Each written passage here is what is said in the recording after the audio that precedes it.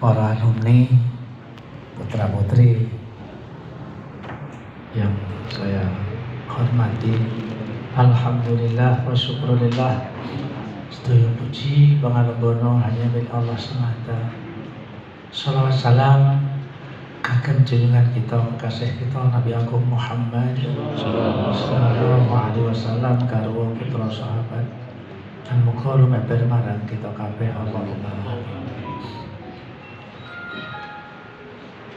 Maaf aku rada gering kekeselan ning Mekah. Bareng ning Mekah terus ning puncak Sumbing, Panaan paling tinggi, terus ning Klaten, akhirnya ya undu-unduane ya kesel ini. Tapi tak apalah. Sepisan ahlan wa sahlan bi hudurikum. Sugeng rawuh. Muga-muga tindakmu saka dalem tumuju ning papan kene minangka amal silaturahim. Allah paring panjang umur, paring jembar rezeki, ayam tentrem, sehat waras, guyub rukun saraya. Sholawat wa salam kagem junjungan kita, kekasih kita Nabiullah Muhammad sallallahu alaihi wasallam serta keluarga. Setahun lewat, ora krasa saking cepating waktu berjalan. Amin. Setahun iki kita ngadepi lan nemoni pirang-pirang gejolak masalah dan sebagainya, baik di luar sana ataupun di dalam utawa keadaan yang ada di sekeliling kita. Alhamdulillah kita bisa menyikapi dengan yang sebaik-baiknya.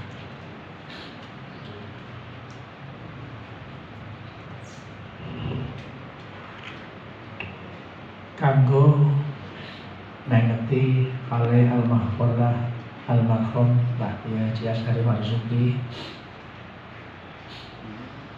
barangkali itu termasuk momentum yang baik sekali bahwa Nur Ummah genap 40 tahun,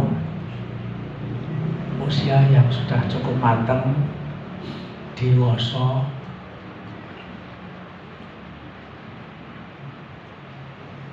dawuhe para sesepuh, siapa saja orangnya nek wis melampaui atau melewati 40 tahun iki arep dadi wong gedhe apa dadi wong receh ya ditentukan di tahun 40 ini.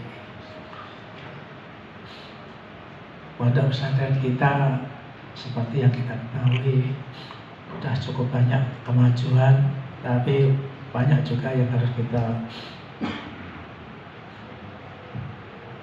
usahakan lebih baik lagi.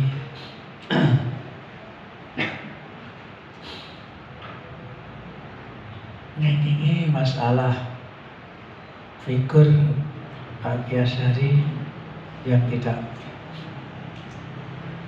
asing lagi bagi kita.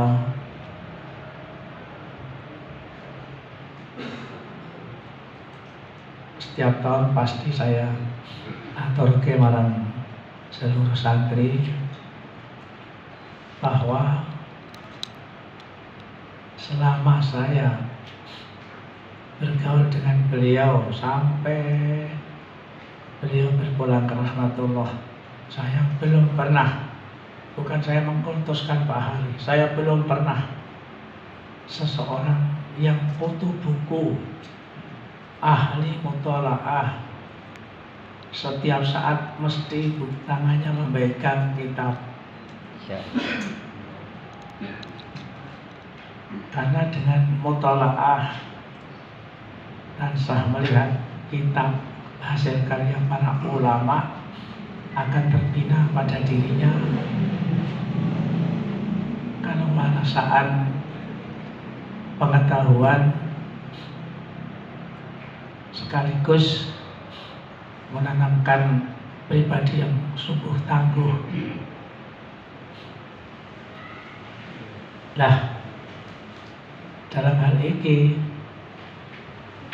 pondok pesantren kita yang cukup kaya soal khazanah kitab, tapi kitab yang sedemikian banyak dan agungnya itu kurang kita prioritaskan atau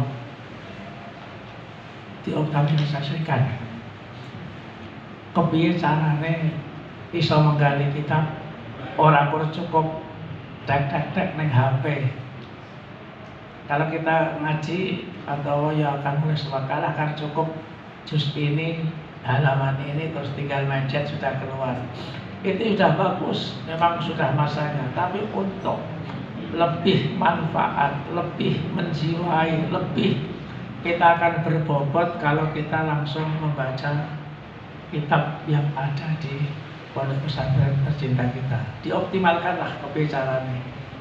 Gudang ilmu yang sedemikian banyaknya, jarang kita ketemu atau kita temui di pondok pesantren lainnya. Kebicaraan lewat lembaga kitab sekian itu, nah orang siapa lagi?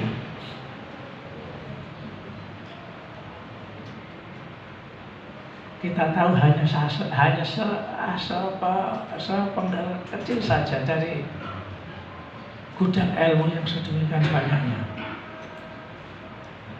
Maka cocok sekali slogan yang senantiasa ditulis dalam setiap hal, kunu rabbaniyina bima kuntum tu'allimunal kitab wa bima kuntum tadrusun. Jadilah rabbani, orang yang ahli ketuhanan.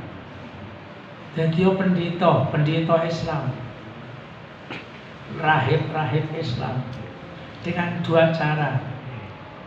Tu'allimun anas, senang, dengan rasa senang hati mengajar manusia. Harus ada modal cinta, senang sekali kalau kita itu ngajar. Di situ ada kelezatan tersendiri, ada lezat tersendiri ketika kita mengajarkan ilmu. Harus ada itu ditumbuhkan. Kalau belum ditumbuhkan rasanya sok cinta ketika kita mengajar. Satu, wa bima kuntum tadrusun, dan merasa senang untuk senantiasa membaca dan membaca. Sinau. Dengan tadrusun kita akan memperoleh banyak ilmu. Dengan membaca kita banyak pengalaman, sekaligus kita bisa nanti mengolah diri yang sebaik-baiknya. Cinta, senang ketika kita mengajar, harus punya rasa cinta, senang sekali mengajar ke ilmu Gusti Allah. Yang kedua, senang ketika kita membaca kitab-kitab agama. Ini yang perlu kalian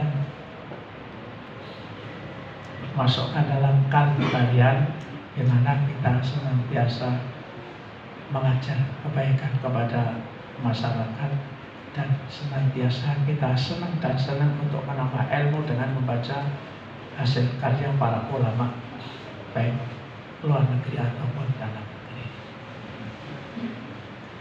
Ini satu figur Pak Yasari. Yang kedua kali mesti saya ucapkan dan saya sampaikan, Pak Hari tidak ada rasa kesusu, menjalankan apa saja tidak pernah dia kesusu. Kalau kita kan sering kesalahan kesusu, wah gelak ketinggalan. Tidak ada, Pak Hari tidak ada kamusnya kesusu, tidak ada, tergesa tidak ada. Yang ketiga, semua ibadahnya sebagai bentuk keikhlasan. Ibadah ya apa, bacaan ibadah itulah dibaca semuanya dengan tenang, dengan penuh penghayatan. Baik itu katakan kalau sholat fardu atau sholat sunat, benar-benar tidak ada kata tergesa, semuanya dibaca dengan sempurna. Akhirnya menghasilkan ibadah yang luar biasa.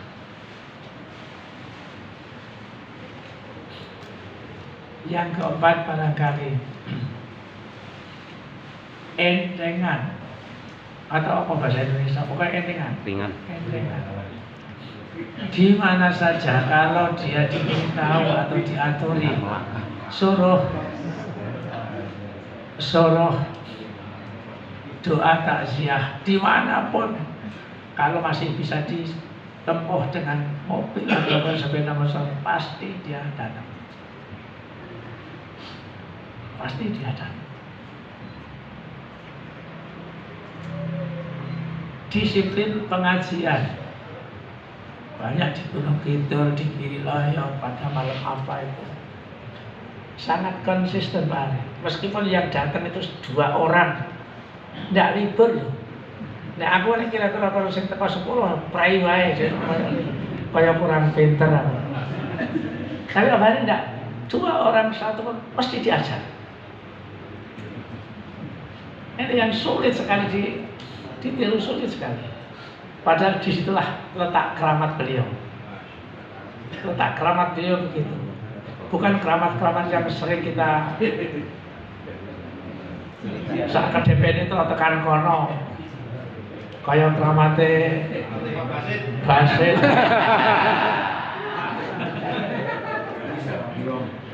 Bukan itu.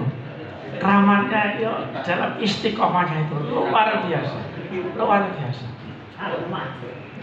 Karamah yang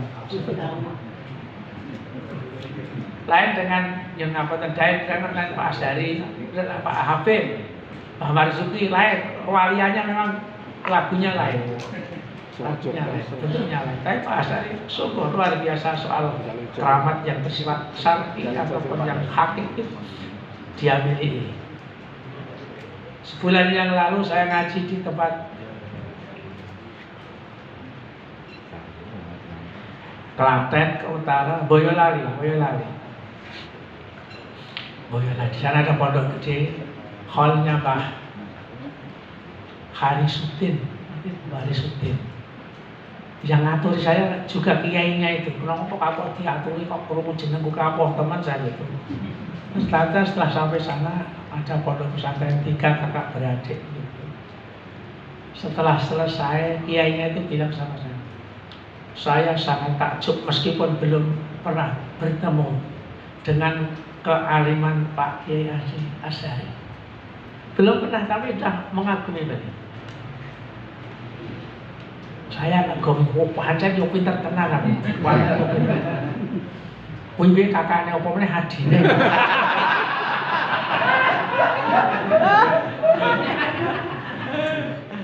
Masyaallah. Tentang keramat Mbah Marzuki, kalau belum pernah sholat tapi mengakui keramat Mbah Marzuki dan kealiman Pak Kiai Haji Asyari. Terus saya bilang begini, tidak ada di Jogja kitab sebanyak yang dimiliki oleh Nurul Ummah. Terus saya pamer juga, banyak santri-santrinya yang sudah dokter profesor. Halo. Nanti muji. Masya Allah.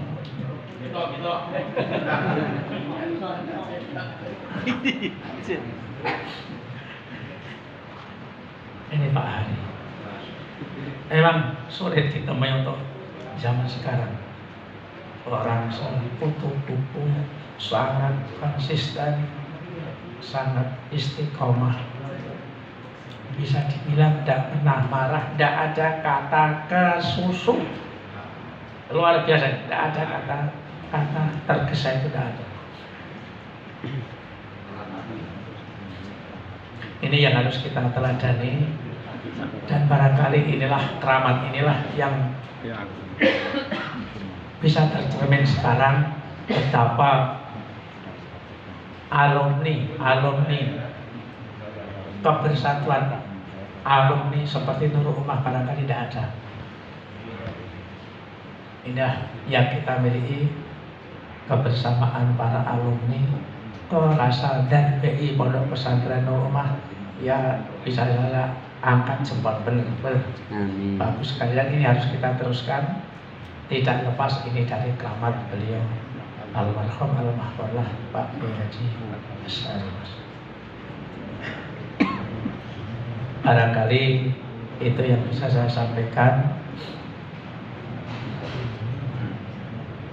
Mohon maaf atas kekurangannya dan minta doa semoga saya dan para ustadz-ustadzah dalam membimbing, mengasuh pada pesantren semakin baik dan semakin berjaya, diberi sabar, kesabaran dan kekuatan. Allahumma amin ya rabbal alamin. Sebelumnya ada informasi saja. Besok malam minggu yang akan datang Khalnya Mbah Marzuki yang ke-35 yang akan dihadiri oleh beliau Dr. Haji Zuhrul Anam dari Leler Banyumas. Juga insya Allah Al-Ustadz itu Profesor Al-Ustadz Dr. Muhammad Jamal Farouk Al-Azhari dari Mesir sudah sanggup, insya Allah nanti akan memberikan ceramah. Silakan hadir. Sebenarnya kalau pidato Allah kowe paham kan? Nah.